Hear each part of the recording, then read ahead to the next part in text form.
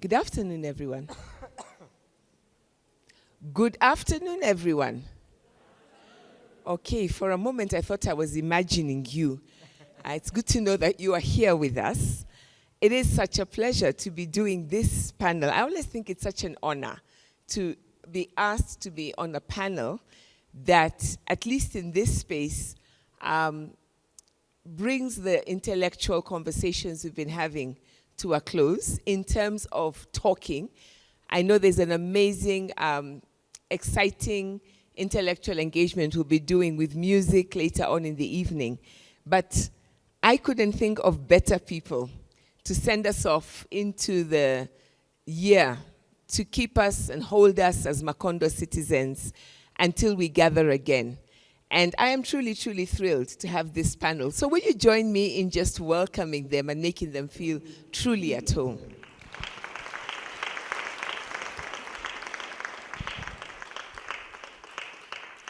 So what we will be doing today is really starting to put our minds. It's been, I think, a really intellectually engaging festival, as always. It seems to me every year I think we cannot stop this. And I said that at the end of 2024, and then, hey, we got chronicles and currents to take us in a whole new different, both literally and metaphorically, direction this year. And so we want to continue with conversations, not only from this that have been happening in the last 3 days, but also I'll be drawing some threads from the last 4 years of the Macondo Literary Festival.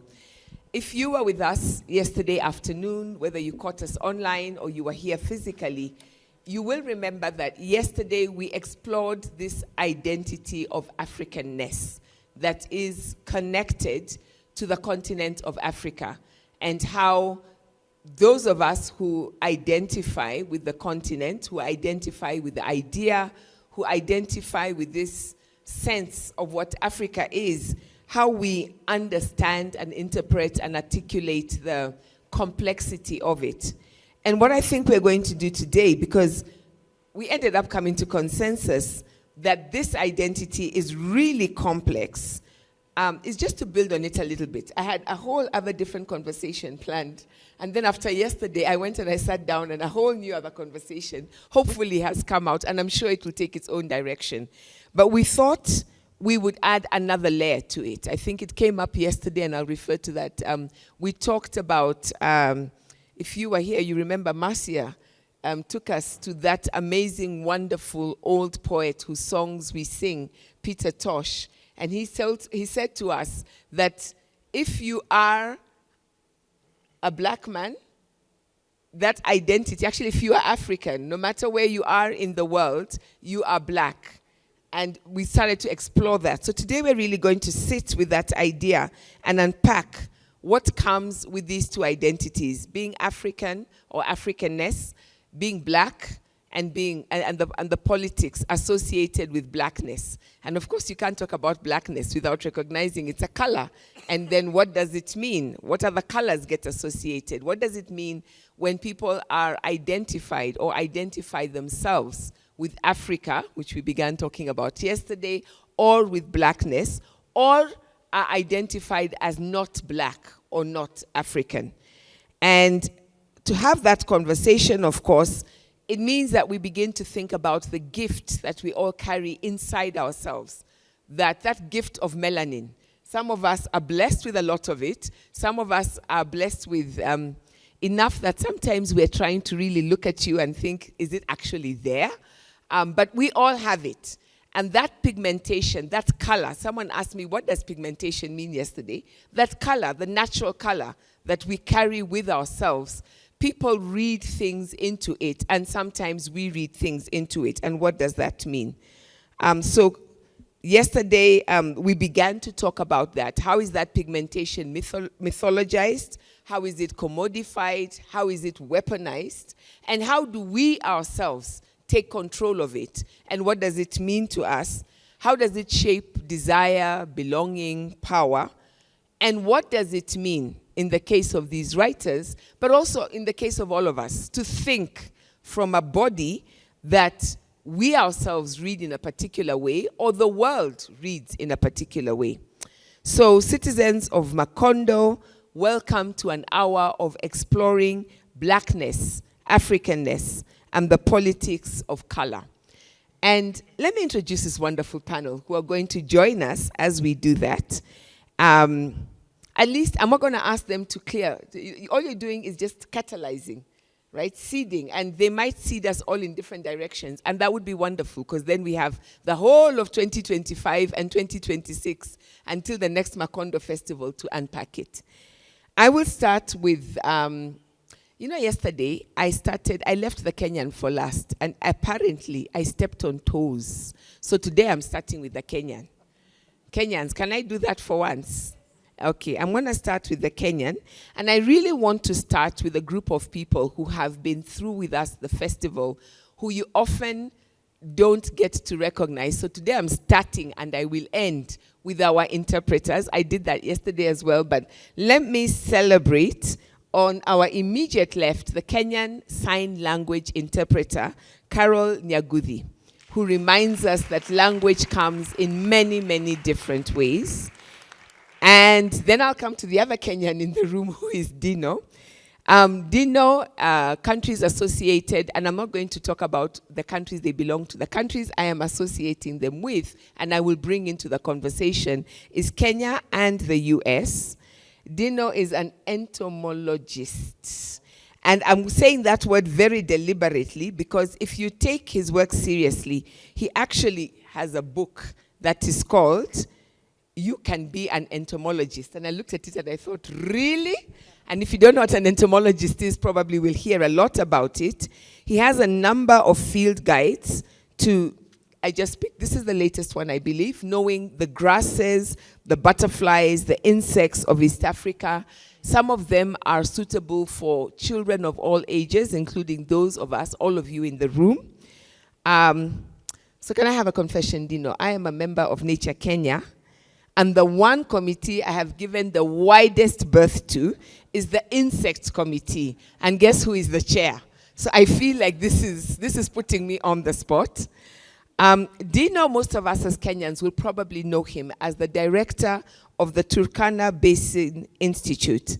You will remember on the first day we were talking about a connection that Macondo made with Scottish poets, and some of our poets, including Gwatilo Mawiyo, who has been holding the space for the poetry throughout this festival, went to Turkana and sat together with the people who work at the Institute and came up with some amazing poetry, which we featured and you can find on our website. But that was Dino's people, and that's the connections that I will be drawing out through this. So please welcome Dino Martins. So I'll go back so that I'll just then now move in a flow. Yewande from hopefully Kenya one day, but I'm going to just throw out other countries. Barbados, Nigeria, South Africa, an architect of stories whose literary genres of practice are the novel, poetry, short stories. The book that I have with me is called The Woman Next Door, but she does have other works such as An Unusual Grief and Bomboy.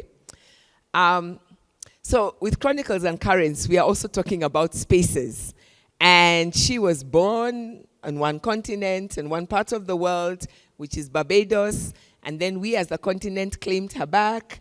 And then she went to West Africa, Nigeria, and then she came closer to us in South Africa, and I really think she'll ultimately end up in East Africa, where you probably have been trying to come all your life. But because her mother is Bajan, her father is Nigerian, she is associated with South Africa. She's lived in a number of spaces, has family spread out across these spaces, and I think you understand Blackness with those contexts and lives in ways that many of us probably struggle sometimes to understand. So I hope we can come to that conversation. Karibu sana. I'm working on my Swahili with you so that you will be speaking in Swahili in your response. Next to me is Cristina Bendek. We have been celebrating and waiting to have a Colombian writer with us at this festival for so long, you have no idea. And especially since we met your vice president. As Kenyans, we say we met her. She's one of our family. But Cristina is a Caribbean writer. So for those of you who are thinking Caribbean, Colombia, what is that about? I also want to throw out Mexico, and I want to throw out Germany and associate her with those countries and those spaces. She is a writer and writes across the different genres. She is a novelist, and we have the book Salt Crystals here, that it comes to us in translation. But she also writes, she's written as a screenwriter for television. She has been an opinion columnist for the press, and she has been a journalist. So she writes across the literary genres. Welcome. Thank you.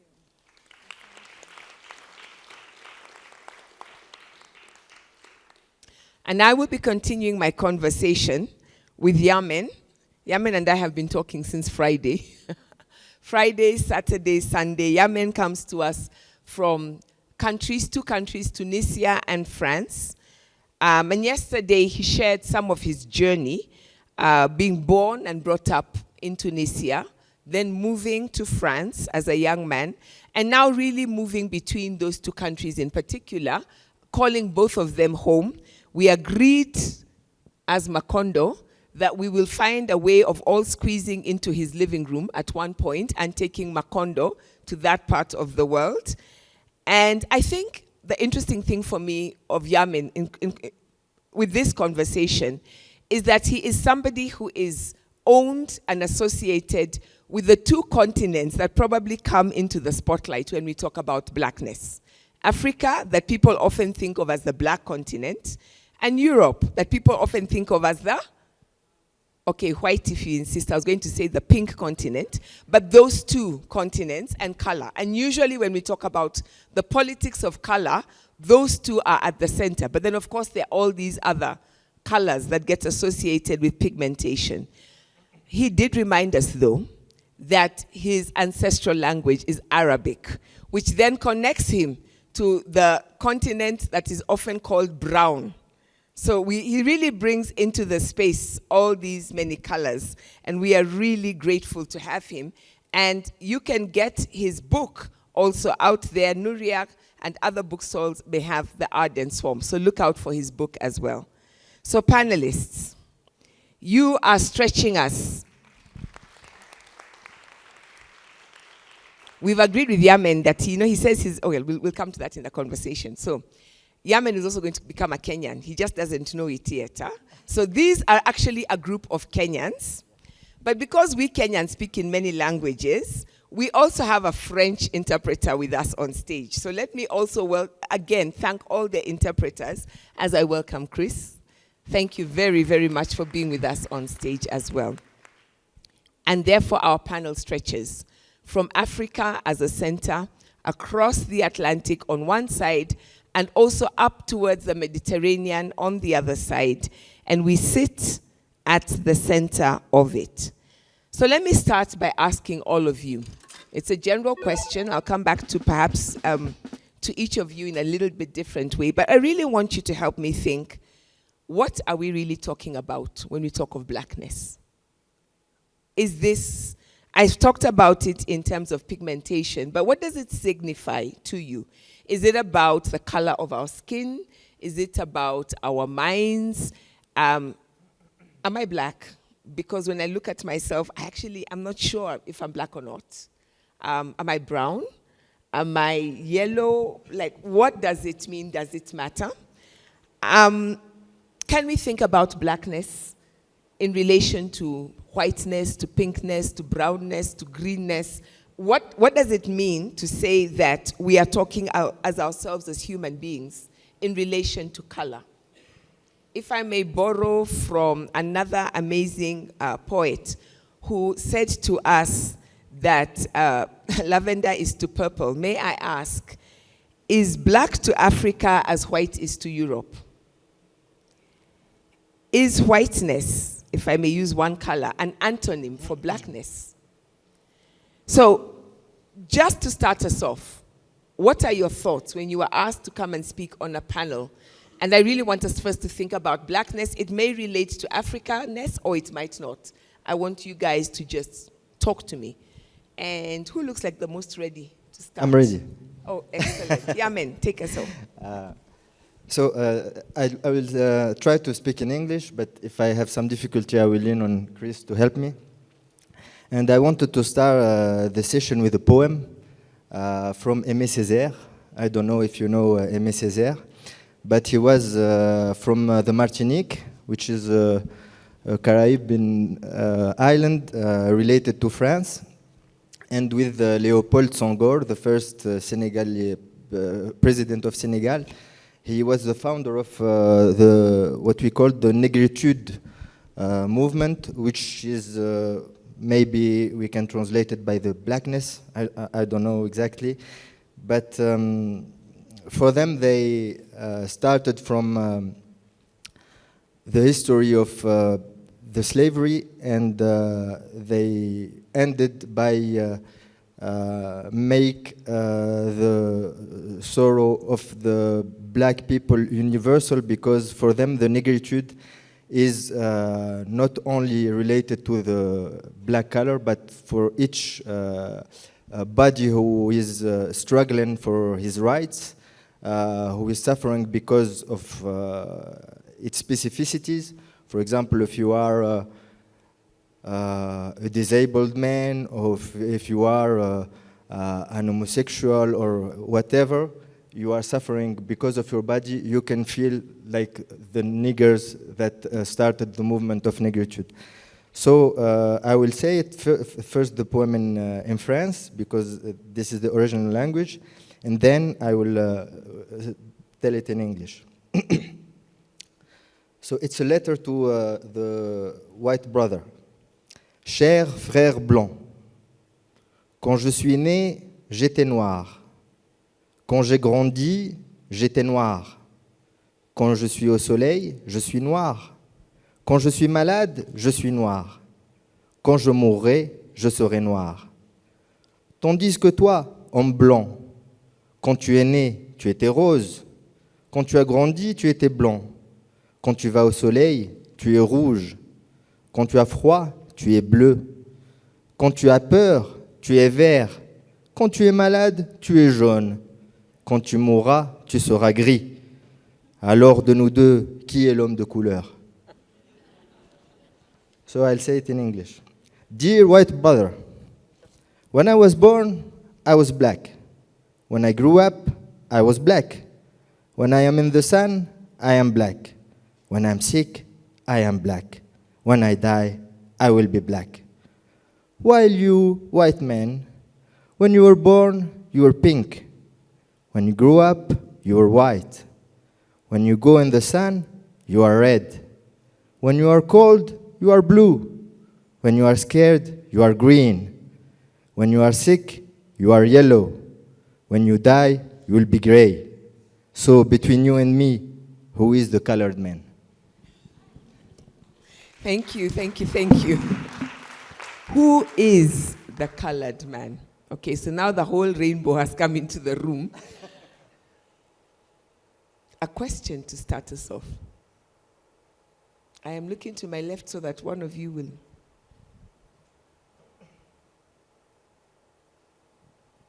Happy to jump in. Thank you. Yeah, I mean, I think you asked, the question you asked was what came to mind when one started thinking about the way the topic was described. And I think two things came to mind. What actually sprung to mind was the words of Shoinka, you know, who said, you know, the tiger doesn't have to declare its tigritude. It pounces. And for me, that really resonates. You know, you can debate whether you like the metaphor or you want to be compared to a tiger, but what resonates for me about that is it suggests that there is not the need to necessarily get tangled up in these declarations of negritude or blackness, or because you will get tangled up, and you should just get on with it, whatever the it is. And so for me, I mean, and not to be always contrarian, I mean, I feel this is an extension of the conversation we had yesterday, so I might repeat myself, but when you were saying, what does it signify, without sounding too, bombastic, like, it doesn't signify anything. It really doesn't. It doesn't have any intrinsic. But of course, we make meaning, we invent meaning, and power is at play. So the inventions by the most powerful, the meanings invented, by those with the microphone, is often what gets blasted out the loudest. But it's important to remember, at least for me, that there is nothing intrinsic. So then what is there? Well, then there is, what meaning do I want to make? And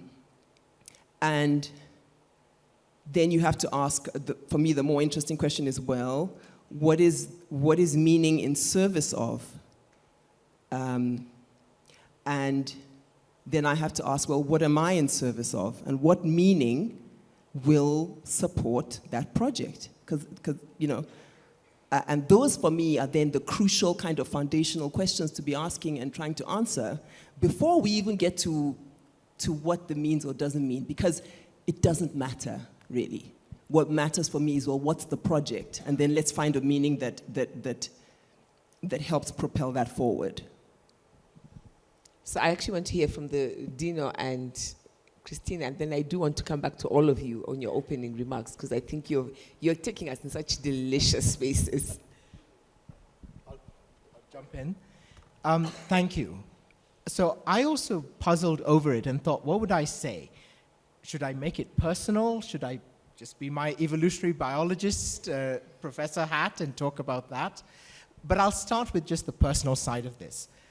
When I go to parts of the continent, and I have the privilege of working in some of the most remote, beautiful places, and wherever I've gone, whether it's DRC, Somalia, Ethiopia, many wonderful places, I have been welcomed. But sometimes people will point at me and say, Mzungu. And I laugh, because then I'm like, no, I'm Kenyan, and I explain my history, mixed race, whatever. But then when I go to the US, I am, without question, black. And no one has ever sort of presented me with any other sort of options for identity there. But to build on the point made by Yewande, why does it matter? So as a biologist, it doesn't. The human family originated in Africa. That is a fact. Non-negotiable. It is established by science, not just the fossils, the paleontology, the evidence. You can come up to the institute or to the museum, we will show it to you. The archaeological evidence, the linguistic evidence, and the genetic evidence all point to a common origin of modern humans in Africa within the last couple of 100,000 years. And all that population, for almost all of its history, has been varying shades of melanin. And the development of other skin tones is a result of adaptation and migration. And scientists keep debating it, and we're not innocent by any means as scientists in this debate. We keep debating it, and new evidence comes to light, but the latest evidence suggests that skin color did not really start shifting until a few thousand years ago, between 12,000 and maybe even as recently as 6,000 years. So it is, from our history as a species, as a being on the planet, it is completely and utterly irrelevant. Of course, we know it isn't, but from the biologist's perspective, there is no race. We are one human race. And if we were to think of all human diversity as a tree, a big, beautiful tree, the trunk, all the major branches, and most of the crown of that tree is African. Because there is more genetic diversity within Africa than outside Africa. And everybody else, all other races, to call them that, are on one side branch in terms of genetics. So we are a diverse population within the continent, and everyone else fits perfectly within that. And that is the scientific truth, if there are any scientific truth. So that's sort of my 2 cents in terms of an opening thought. Oh, okay. I feel like we could do this the whole evening, and we're just starting. Cristina. This was a challenging invitation for me because I come from a part of Colombia that has always struggled to find its identity. In San Andres, in the archipelago where I'm from, race is not really that much of a deep matter. I mean, we all grow up together. Maybe to some people it means something there, but there it's class and respectability mean a lot more. Whether you actually have English or Scottish surnames is more meaningful into the amount of power that you can amass as a member of society than pigmentation. And I find, but nevertheless, you are acknowledged easier as part of the collective of the native racial people when you have a darker pigmentation.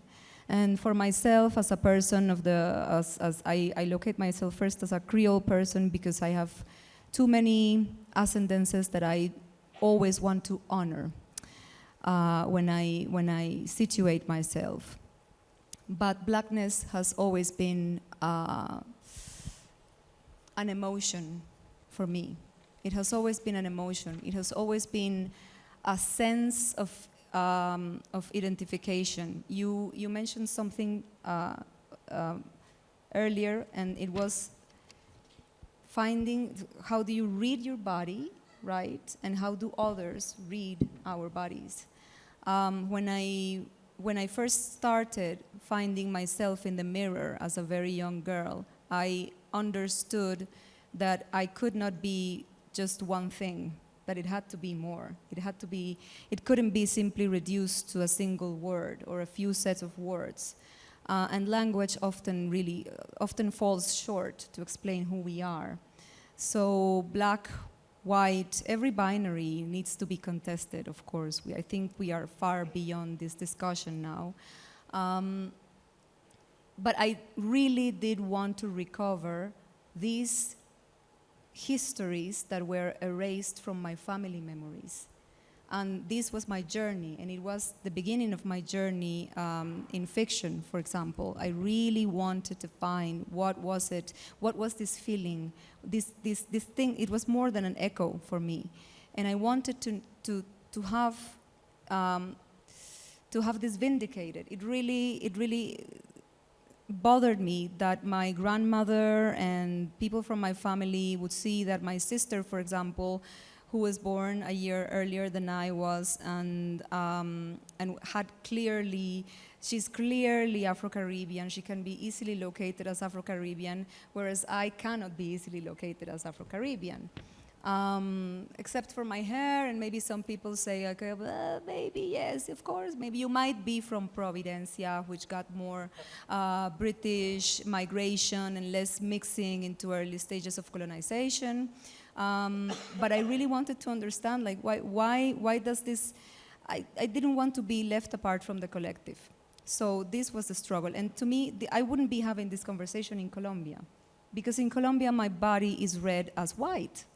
Not even mixed. It's like, oh yes, of course she's white. And of course, these things are important because we cannot fail to acknowledge that black embodied experience has been pierced with violence in so many ways, and that in Colombia we still have so many vindications to go through. Yesterday, Javier Ortiz Casiani, my colleague, who's also a guest to this festival this year, was saying that whenever it's May and it's the Afro-Colombian month, you know, and he's always approached by journalists who ask him, oh, so what are the contributions of the Afro-Colombian people to the state, to Colombia, to our history?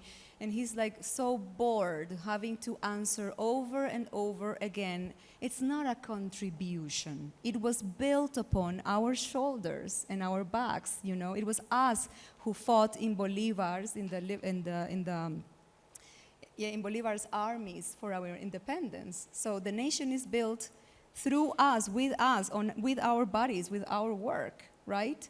And I love to be able to participate and to claim this feeling, because I do believe if it counts for anything, still today, breaking these binaries and inhabiting this crack that is formed through these categories that try to make us legible, yes, to the empire and to these colonial systems that we still appeal to, it is because we need to acknowledge, that we need to heal. And I think that it is a space of, to me, I love to reclaim this space of healing that I also need.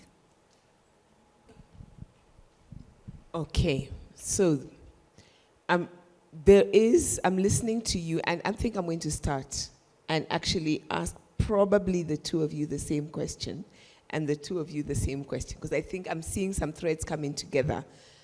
On one hand, race doesn't matter. Scientifically, we have established that. And we can make a decision. I can say, look, I don't care what you want to do with me. This is who I am. I am actually, when you look at me, I am violet with green stripes. And that is who I am. I don't care what the rest of you think. I am moving on in the world. But the world will define you, and then they'll put you in boxes, and those boxes have an implication. So I want to come back to my left and say, what do I do with that? And I'm going to push you, because the spaces that you know, and you have family, and you have traveled, you know, in spaces where, I think you put it so well, Dino. I used to say that depending on the last immigration officer who stamped my passport, my relationship is different. Kenyans like to say race doesn't really matter. Here we have other things that divide us. But the truth is, depending on the spaces that you are, you might be marked out as different. Even in Africa, where we are all dealing with being, you know, we're all the African black continent, sometimes just moving from one zip code, from one city, or from one suburb to another changes your experience. So what do we do with that? When we are confident and comfortable in our own humanity, but we are entering spaces, we are being treated, we are being reflected, and sometimes it comes with privilege that we don't want. You know, you're called Mzungu in many parts, that comes with privilege, right? That you don't necessarily want to embrace, but you also don't know how to, what do I do with it? So I'm coming to the left of the room. Cristina, I'm putting you on the right at the moment, because I think I have another question for the two of you. Tell me. Yeah, I mean, I think there's an important distinction, because I didn't say race doesn't matter. I said it doesn't mean anything. Mm-hmm. It matters a great deal, of course. Right? So take me between that it doesn't mean, which is the journey we have to deal with. On one hand, it doesn't mean, but then it matters. Exactly. So that's the conundrum, because intrinsically, this thing doesn't have a meaning, or the meaning it bears is fomented, it's been created, right? And it matters a great deal. Like, we understand that. History will explain to you that it matters. So to your question, what do you do with that? I mean, two things. One thing came to mind, which is, I'm sure I've been put in a box for what I look like, for sure, metaphorically, right? I have the advantage, or the good luck, never to have been put in an actual box. I guess like a prison cell, right? So I think that's important, because personally, you could put me in the metaphoric box. Like, I don't mind. Because it's a metaphor. And it really doesn't bother me to be put in a box. I think human beings are good at putting people in metaphoric boxes, so you'll do it anyway, and I probably do it as well. So it's not, as we'll say in Nigeria, that is not my load. It's not my burden. And I'm also speaking from, again, the advantage or good luck of never having been put in an actual box. And I think it'll be a different conversation if one has been imprisoned in that way and whose freedom's curtailed. But so what do I do with it? I mean, what I do with it, and I'll just get more personal, I'm not affronted by your box putting, because that's the human impulse and muscle, and I'm probably guilty of it as well. And all I do, or what I hold, is that I take myself to places and present myself with as much integrity as I can muster. And in my experience, I have experienced people being confronted by their box-putting tendencies when they meet me, And I think that's all I can do. All I can do is meet that one person, bring myself. Either you leave with your box intact or you will not. And I'll roam the earth with that. And as I said yesterday, at some point I'll no longer be on the earth. So there's not much else, I think, except if an army of us could do that, then I think that would be amazing. I really like that you said that. I'm going to come back probably if I have the time to the end, because some of us have the privilege of being able to do it. And then there are many others who do not. And I love that you say, I can do my part in how I present myself, because that has implications for others who cannot. And maybe then that starts to create, I was going to say ripples, let me say currents, that begin to become a project of change that many of us can be part of. I want to look at the flip side of this, Dino, with you, because blackness sometimes comes with power and beauty, and people look, and you used the phrase yesterday, the first time you moved to France and you met, and you said, I met people who were big, they were black, they were beautiful. And then you said, hang on a second, I need to unpack what I have learned. So sometimes blackness is something of desire. People want to be black. They want to be put in that space. And this week, maybe I'm making a very far-reach, Dino, but I read of research that's going on in Turkana, and it was about the Turkana people, and people who've been researching and saying, oh my goodness, over the millennia, what they have done is developed genetically in a way that other people have not, because of the circumstances of their lives. And I don't want to say that the Turkana have now become that's supermen and superwomen. But there is something about that. And I want to explore this space where people read us as more. And maybe realistically, we are more. Maybe the facts are that we are more. But since you are quoted in that article, can you break it down and tell me a bit more about that? Thank you. I'll start by telling you a funny little story. Halfway through my PhD, Obama was elected. I know we all look back at that time and think, how different the world was, and it just looked so amazing and beautiful. And I was actually in America, and I went to bed early because everyone was staying up to watch the thing, and I was tired, PhD student, and we all knew he was going to win. And it was the next day, it was unbelievable.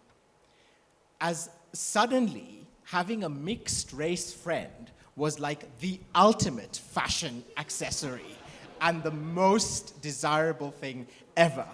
And I'm walking down the street and people are like, taking selfies with me, and you're Kenyan, you're our brother, you're all these things. Even going in and out of immigration, the officers were so kind and asking me questions about, and it was just so wonderful and touching. But it was also very insightful into the privilege that we carry. And we often don't think right now, especially in this moment, of blackness and privilege, because we are seeing so much in the world that is, driving against that. But we mustn't forget that it's not just the privilege, it's the depth of humanity. So coming back to the Turkana example, what it is a very simple discovery. We've been doing genome work with the traditional people up there, sequenced over 1,000 genomes. Even though most human diversity is African, almost none of the genomic research is in Africa. So we're really trying to bridge that gap.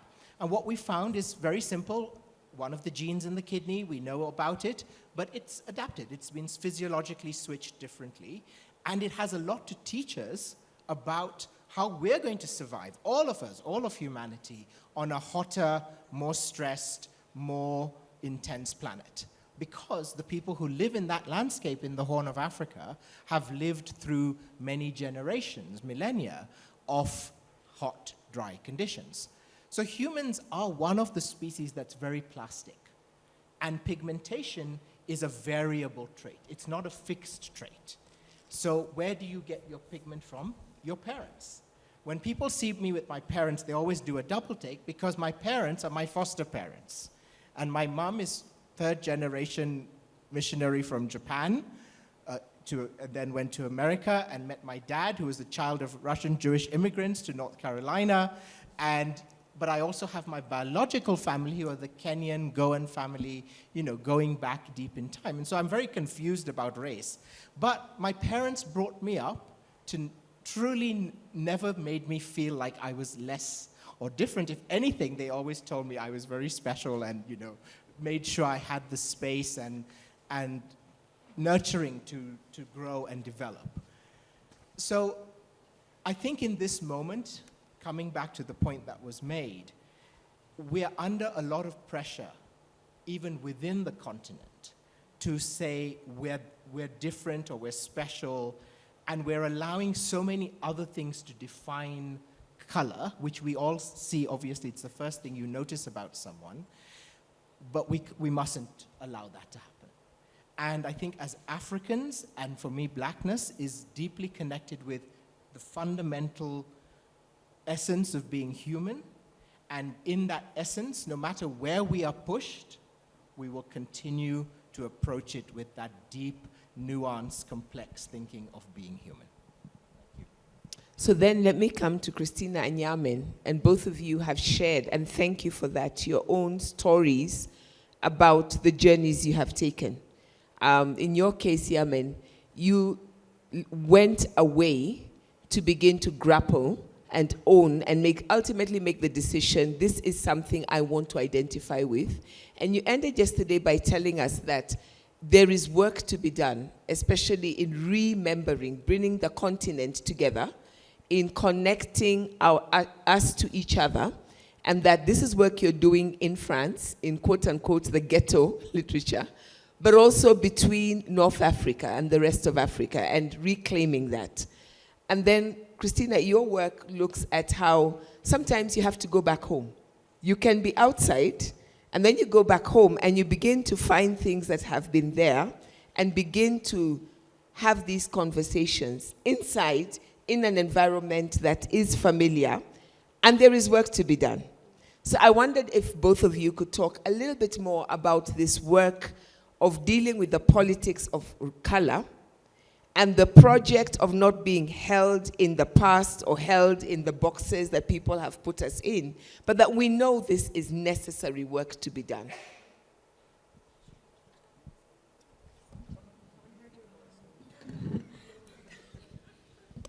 Okay.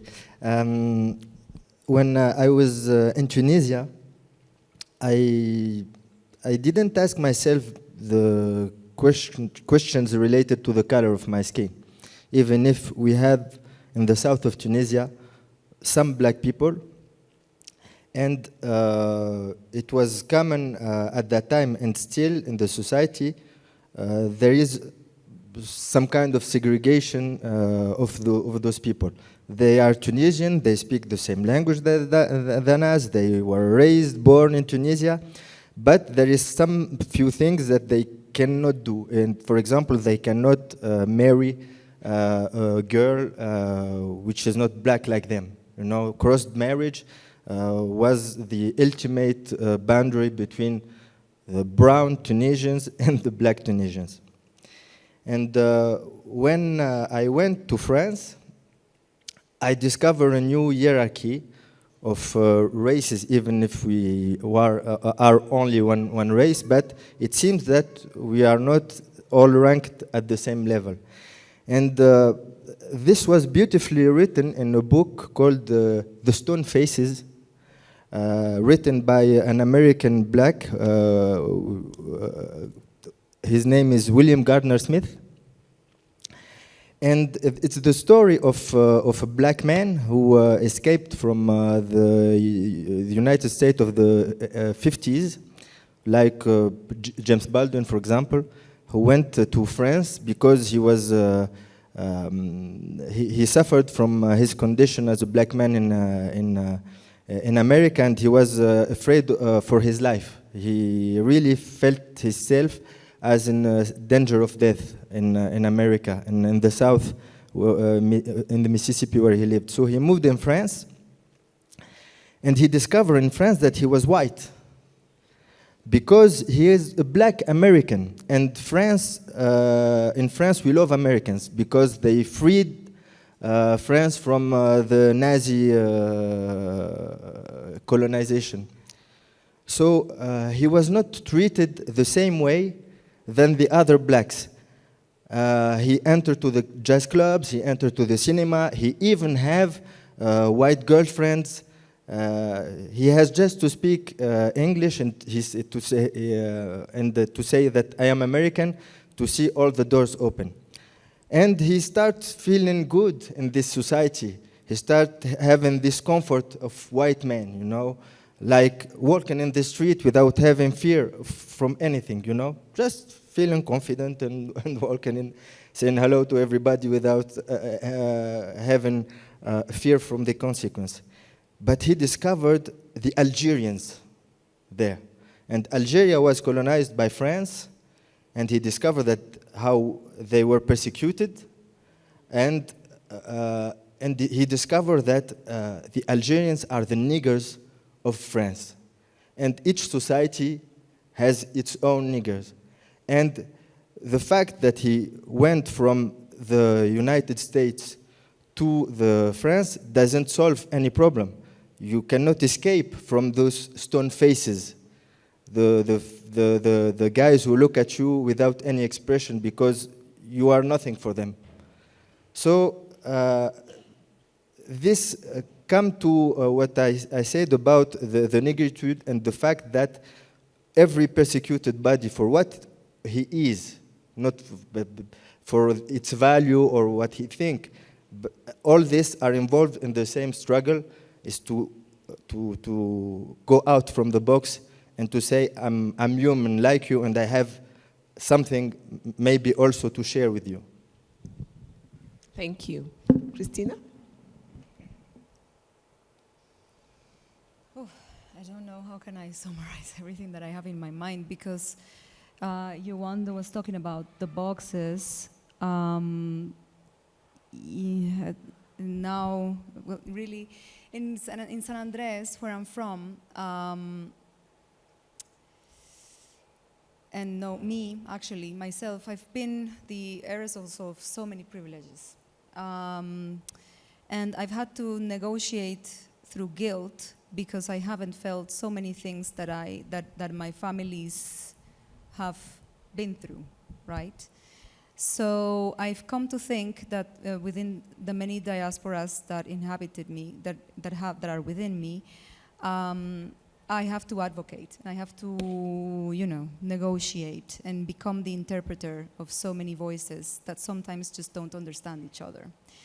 But if I set myself as, just a name, for example, in the industry, let's talk about, I don't know, publishing industry and creative industries.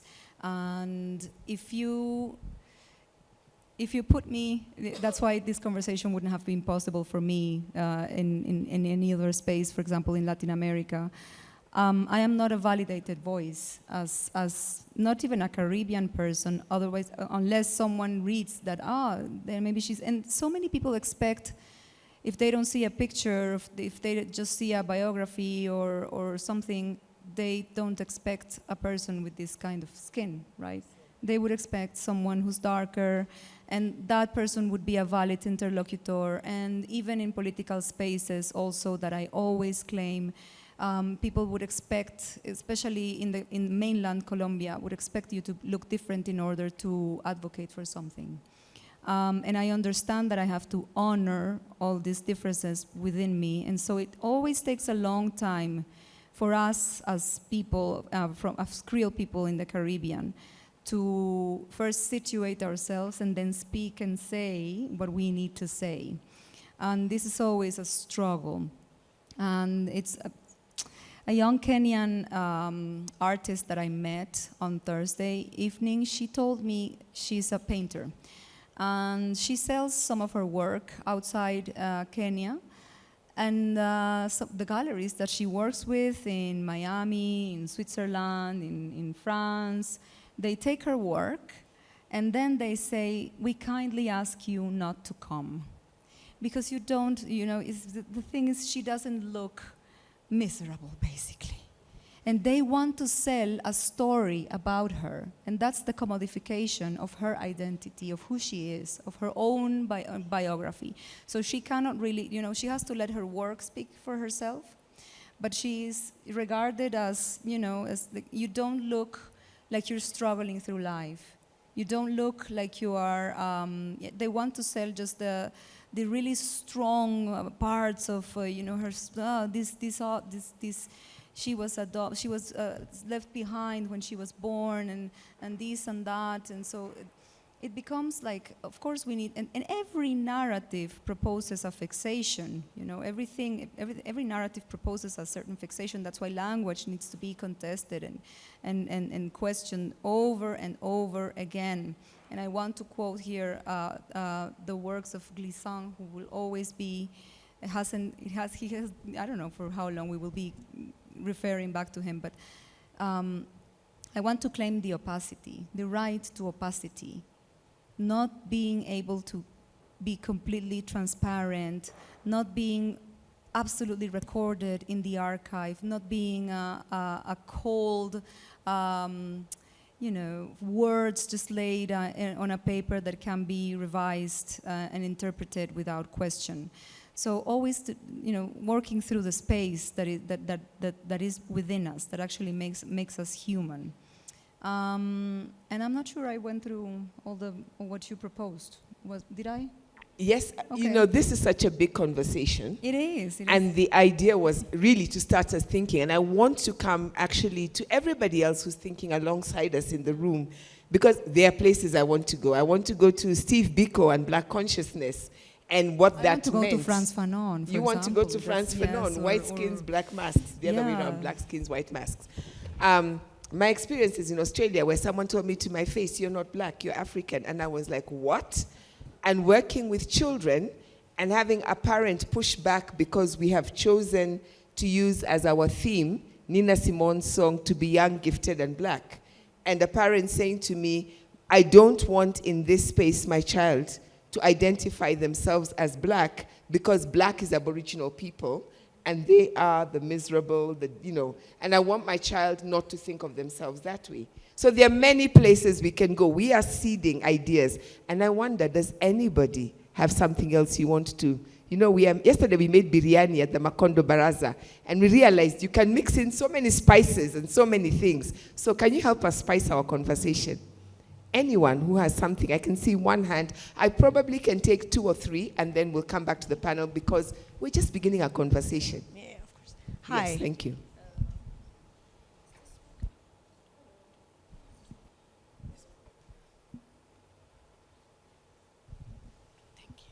Hi, I have a question. And do you feel like you're always a walking cause, a political statement? And do you miss sometimes just being a human, anonymous, not having to advocate for who you are, where you're coming from, the Blackness, the African-ness. Thank you.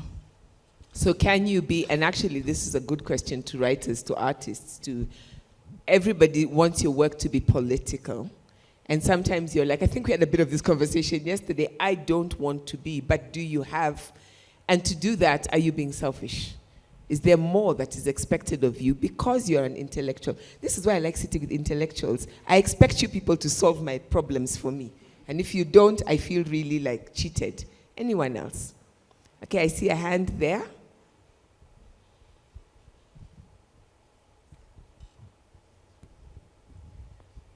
Thank you. Thank you. This is, my name's Julie. And Yewande, I've been thinking as you've been speaking that your book, The Woman Next Door, is so much about Okay, I'm going to ask you to please stand up because we actually can't hear you, and just if you can be a bit louder. Thank you. Sure. Your book, The Woman Next Door, is so much about race, and yet it seems like you don't really find it such a compelling thing. So I'm curious about everyone's choices, really, whether to engage race as a topic in your writing. And I think one of the things I loved about your book was the way that you engage race, but not from the very, very common perspective that we hear about the diaspora of migration. Thank you. And I can take one more. Gentlemen, I'm beginning to think it is me, because when I'm up here, all the men go silent. Is it something I do? Or am I just threatening? Yes, you can take this one. And is there somebody? Yes. And then I will take, if there is any brave other gendered person who would like to speak. Hello. Please stand so that we can all see. Thank you. Hello. For me, I have just realized how personal race can be. And I think that race has different levels to it. So, for example, I am very dark, if you get a chance to see me. And I realized that me being dark, and my best friend is actually lighter, like very close to Cristina. And even here in Kenya, she gets different privileges as compared to me just because of color. And the discrimination is from another Kenyan, so I don't know how to call that racism or what it is, right? So it's very personal. And as much as I think one would say race doesn't mean anything, it's true. But race matters so much. I was supposed to go to Greece on 26th of September, and I have a friend of mine in the US who is supposed to go to Greece. We have a conference. So I don't get to get a visa, so I won't go to Greece, you get? And recently I was in Hungary, and the embassy told me once I come back, I have to go and show myself to the embassy so that they're sure that I'm actually back to Kenya. But I don't think, and I have a friend of mine in Kenya who's white. They want it all like that for obvious reasons, right? So I really think race matters in different ways. Yeah, and there are different levels to racism. Okay. So I don't see any other hand up, right? Oh, okay. Please put them right up. We may not answer all of them, but I'll take those last two and then that's it. At least we'll hear you.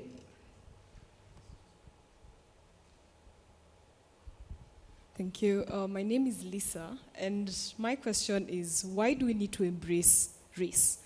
So Mshai, for example, you're saying you're with the kids and you're trying to sing young, gifted, and black, and the parents are against it. And I understand, because in the Kenyan context, for example, as a kid, I don't need to know I'm black, right? You knowing you're black comes with questions, comes with, you're already starting with a negative, right? So I understand the pushback on, hey, our context is different. We don't need to know we're black. You'll figure it out in the future, right? And I think for a lot of us Kenyans, that's what happens. When you travel, is when you're like, oh my God, I am black. I actually hate that box for what's your race, because I'm like, I'm African, I'm Kenyan, I'm not black. But we have to maneuver in the environment that we're in. So I understand race matters, but why do we have to embrace it, especially in contexts where it's not particularly relevant at that stage? Yeah. And the last one, and just for clarification, I was in Australia, so race really mattered at that point. But yes, it's a good question for all the rest of us as well. Hello, I'm Stephanie. I'm not sure how to formulate this question, but I guess what are the differences about determining race from yourself and then being determined from the outside? So for example, I'm from Ecuador, I'm Latin American as well. And I always thought that it was funny. Like my cousin was visiting last week, and he was saying that they used to call him like he was blonde in school. And I used to be called like I was blonde, and I'm clearly not blonde. But in Ecuador, I am blonde. Like in Ecuador, I'm very white. So I wonder what but then here as well, like for example, in Kenya, I've been here for 2 years. And I've seen this almost phenomenon that's kind of interesting of the color of the emoji people use when they like on WhatsApp. So I've seen a lot of white people, like not necessarily even white Kenyans, just like white people that come to Kenya start using like the mid-range color, even though they're very white. And some people even use the dark color, which is a bit weird. And then I've seen some people who are Kenyan, who are black Kenyan, and they'll use the white emoji, like which is a choice. Like when you click on the emoji, it makes you choose. So I guess how does race work internally in your self-determination, and how does it work in your experience of people determining you, if that makes any sense? Yeah. Thank you for some really great questions. You really seeded, you've spiced it up nicely. You don't have to answer all of those. We don't have the time for it, but also we are thinking together. But there are questions, and I'm going to say them as a general question on what does it mean to be an artist, and sometimes perhaps just to need to breathe, or to be an intellectual, to be an opinion columnist. I know people ask you to speak for Colombia and to explain Colombia to them. What does it mean? Can you sometimes just say, actually, that's not today I just want to be me, not just with race, with other things. I just have a story to tell. I just have some thinking to do. I don't want an identity attached to it. The question of how do we, those of us, when we choose to, how do we engage race in our work? And are there ways of engaging it that is different from just in your face, right? Then the question on colorism, and just throwing that into the discussion, and yes, we may all be black, we may all be African, but then, ... And yes, as Yewande said, she did not say race doesn't matter, but it does not mean anything. And as you affirm, it does matter, right? So thank you for that. Then, starting with a negative, what does it mean? Are we doing our children, even as Kenyans, a favor when we say, you will discover that when you're 25 and you leave the country, and then you're like, oh goodness, now what? And finally, how do we live in this in-between space, all of us, between what matters to us and what seems to matter to other people in terms of meaning? Please send us out positive, completely, so that we can go and, for the rest of the year, if someone comes up with these questions, you will say, as Yamen said, as Cristina said, we will be quoting you as our authorities, and then tell them, come to Macondo next year if you want to hear more. So send us out. I love doing this because I don't have to answer the questions. So whichever of you wants to start. Thank you, Dino. I'll share another example for especially the questions raised by fellow Kenyans. As we all know, in 2007, we had a real challenging time. I was actually in Eldoret, where I grew up, and cut a long story short, my mom was trying to take me back to the airport so that I could go back to continue my PhD. Again, when you look back now, we're like, what were we thinking? We're driving through roadblocks to get to the airport, and it's not looking good. And at every roadblock, they come and they check the car. And what are they looking for? They're looking for a certain kind of person. And they're like, okay, go. And you have to give some money or whatever. And anyway, we get to a certain roadblock, and now it's really bad. And I realized, no, we need to get out. We need to get back. And we can see actually even, there's a lot of violence that's happened. It's very, very traumatic. So at this moment, somebody approaches the car carrying a panga, a machete in their hand. And I think, okay, we're really in trouble right now. And then I recognized the person. We were in high school together. And I'm like, what are you doing here? And he's like, what are you doing here? And we're having this conversation, and he's like, you guys need to go back home. And I'm like, where is home at this moment? Because everything we had previously believed up to that point, naively I recognize, was shattered in literally a week. Eldoret went from this peaceful, multi-racial, multi-ethnic community where we all knew each other and we all went to school together and we all, did things together and went to church together, and suddenly it just erupted. And for those of us who didn't see that coming or didn't understand all the depth and other kind of complexity behind it, it was very traumatic. But it was also a moment where I suddenly felt the privilege I had. And I tried to have a conversation. I said, but, I'm in a way not from here, so why aren't you talking? He's like, no, we love you. You can go back, but we're looking for this group of person. And I just realized, for me, it was one of those things broke in me as a person, realizing that there's bigger things in the world that we have to reckon with. And that night, we had a conversation about it and thought, okay, how do we now continue navigating in this space? We are still part of a community. And I think right now what I'm seeing is a world that is throwing so much at us, and particularly at the continent, and trying to force us to be put in one box or another. I'll tell you a little funny story. The organization that both Dr. Paula Kahumbu and I work with made cartoons of us. And they made Paula's cartoon black, and she's half English, and they made my cartoon almost sort of white. I'm only 1/8 English. And we were having a great laugh about it. But it was their perception of what she and I are as Kenyans, or should be, or what they want to market, or whatever, I don't know. And I think we have to push back against that. And as Kenyans, we have to recognize that the richness of our diversity, our ethnicity, the painful richness and diversity of our racial, colonial history, the diversity of Nairobi as a city, these are actually what make it Kenya. And it's a beautiful thing. It's a difficult thing, and we just have to own it and keep working at it. There's no easy way. Thank you very much. Please thank with me Dino Martins.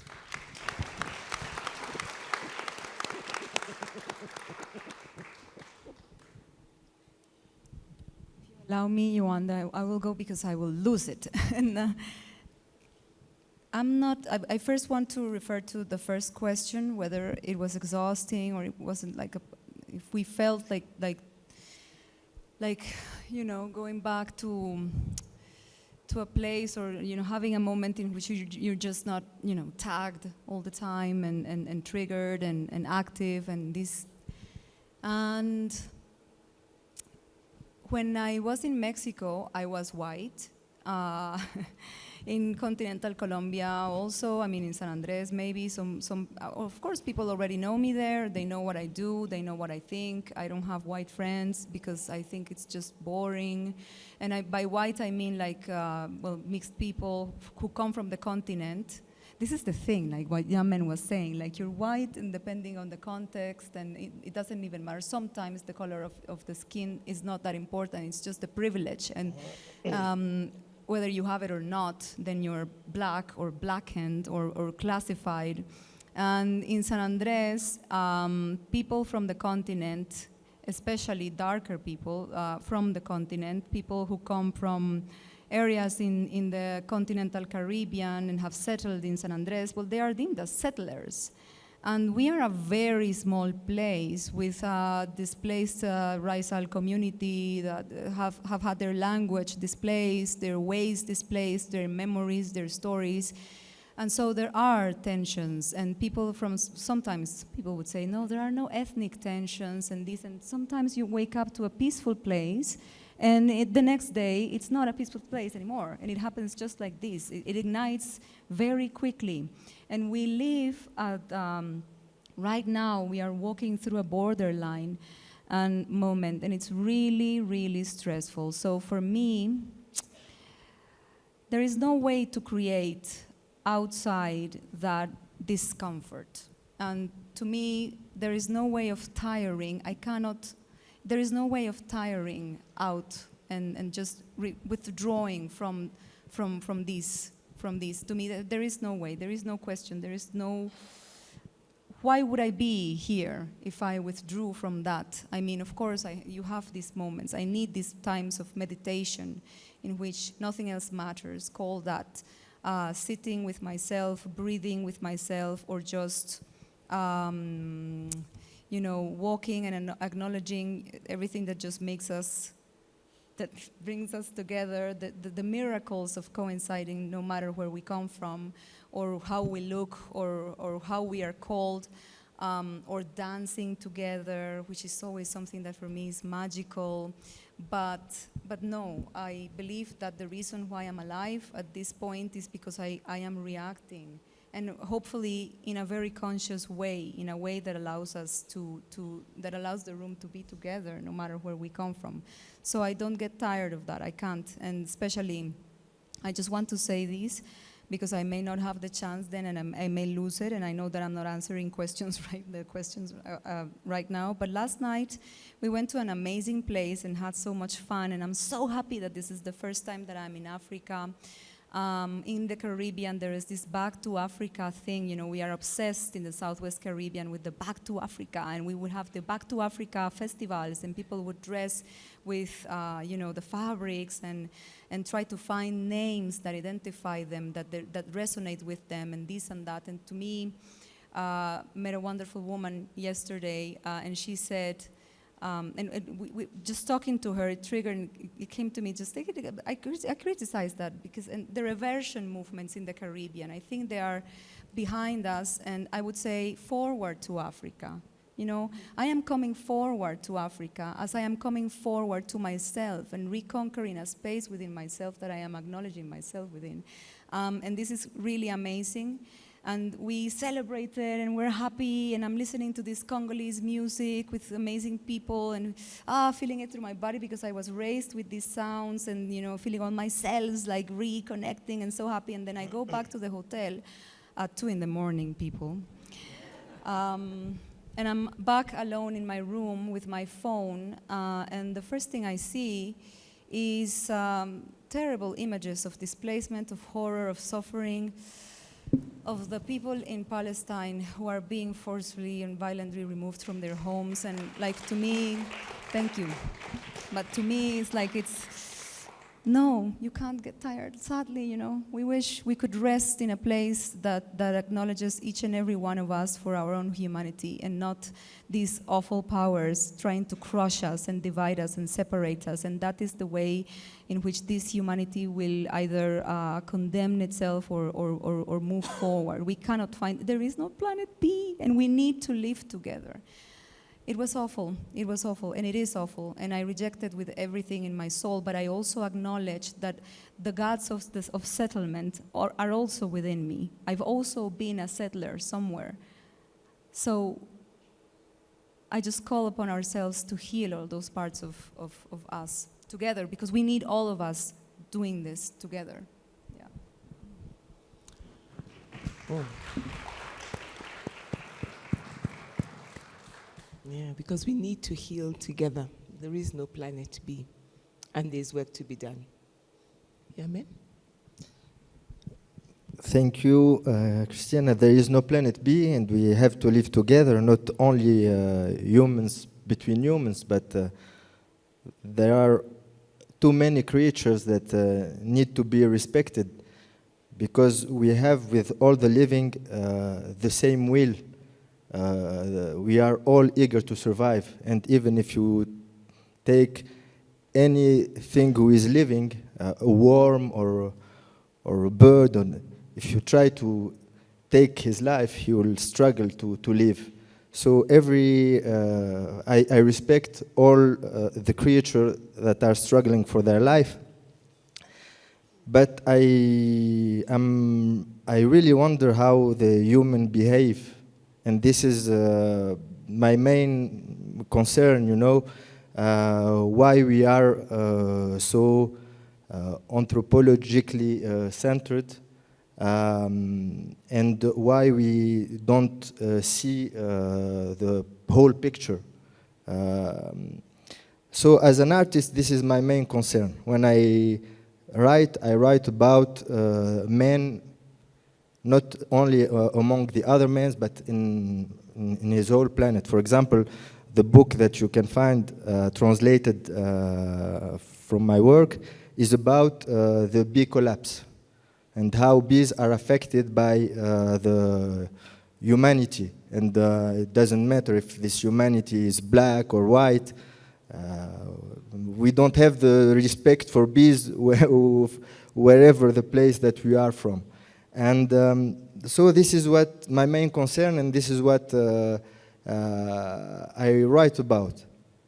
So we're speaking about this color of the skin, etc. here because it's the topic of the panel. But we also speak about other things in other panels, you know.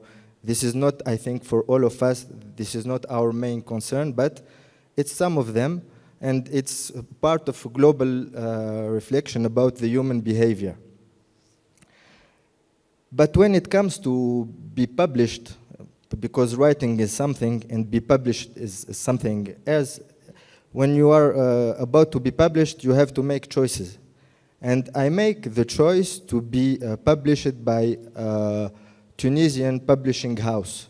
In France, we say maison d'édition, a publishing house, because a writer lives in a publishing house. So even if I'm physically in France, but as a writer, I live in Tunisia, I publish in Tunisia, and I want people to know that it's possible from this country, as a brown, African, black, I don't care, the South Global, that we are able to give something to eat to the others. We have something to offer to the world. And I want to do it from my home country. I want to do it also in the French languages because it's not my mother tongue, but if I write in Arabic, no one will hear me because it's very, very difficult for the Arab writers to be read and to be translated. So to make this voice audible, I choose to write in France, and this is a challenge because you come to the field of your colonizer, and you say, I can write better than you. And I was even, you know, I was surprised because when I was a student, I was in engineering school in France, and we had lessons of French language, even if we are doing engineering. That was the best one. And I said to myself, okay, so the language is a powerful weapon. Keteb Yassine, who is an Algerian, said, this is our butin de guerre. Butin, c'est quoi?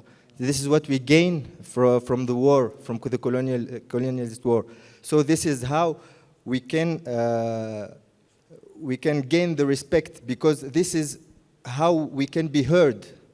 If we speak, unfortunately, if we speak our own language, we will have difficulty to be heard. But then you come to the field of the colonizer and you say to him, you need to hear me because I may be clever than you. Thank you very much, Yamen. Cristina, you know, after you, I wanted to thank you, but it was what you said. I just couldn't do it immediately after. So thank you for your words as well. Yeah. The last word. It was deep, yes. So, I mean, well, I think the one thing we can also acknowledge is that we have blunt tools, and perhaps the question that came sort of from the back, I didn't hear your name when you asked it, but someone was pushing back up against the good Nina Simone and the title and the lyrics of that song, and I'm black but I'm not, or I'm African, or I think what I felt listening to that is that we can also acknowledge that these are blunt tools, and you touched on it, you know, when you were saying words don't do it. to, we have words to try and describe identity. These are blunt tools. They're not, it's not going to, it's just a cipher. It's just something we can have to break bread and get somewhere. But which is why I don't think you need to spend too much time on it. Choose what you want. I think regardless of what you prefer to be called, we can all sit together. If I say I'm African and you say, no, I'm black, and you say, no, I'm brown, well, I'm white, well, I'm pink. I mean, it doesn't matter. Can we sit together, though? Because we don't all have to choose the same thing, right? So I was getting that vibe from you. But to answer some of the questions, I mean, I always insist the question around, the burden of explaining things or representing. I mean, often times when I'm firstly invited to talk, and if I feel it's too much of, explain Nigeria, explain, I usually write back and I say, no, either you don't want me on to discuss this, or you need to change the panel, because I don't represent any of those things. I can't come and explain anything to you. Usually it's an invitation from outside of the continent, I should say. So I actually like to say that I think the work we've written, so I say invite me and I will talk about my work. And in talking about my work, it might answer some, but I'm not going to come and preside over those topics. I'm not an academic, I'm not a historian, I don't have, socialist, I'm a writer. I will talk about my work, and the work will hopefully reveal something. So to your question, thanks for reading my book, firstly. And, I will push for some rigor, because I also didn't say that race wasn't compelling, right? So you were saying, it doesn't seem like I'm compelled by the theme of race. I mean, I spent a whole book on it, amongst other things. So clearly, for me, race is compelling. And it's compelling because it's revelatory. It has no meaning whatsoever. Of course it matters, we're aware of that, right? But it has no intrinsic meaning except what that person gives it. And that's revelatory. If I talk to you for a little bit and I understand the kind of meaning you give to race, it'll be revelatory about you. And as a writer, I'm interested in revealing humanity, right? So it's incredibly compelling. But I think what I'm really hoping is that we can seed different conversations and different obsessions, and we can push ourselves beyond, a bit like what you were even saying, around the obsessiveness around the blackness or the pink or the. I'm not saying that's wrong, and I do think I clearly speak from some kind of privilege, maybe simply the privilege of having fantastic parents, which is a privilege, right? That I don't feel that's my business, and I'm not touched by that, but that's what I bring. And I feel like, how can we seed new questions, new obsessions around what's our project? This festival is incredible because it's a situation of, I will make my own. Right? I don't have to come to your festival. I'll make my own. I don't have to sell my art in your archive. I will I will gather my communities and let's make our own. So I feel like that's what we want to push ourselves towards, so that we're not always, you mentioned the word center. So if this is the real center, they should be asking our permission for our galleries and our festivals and our, and translated into our languages.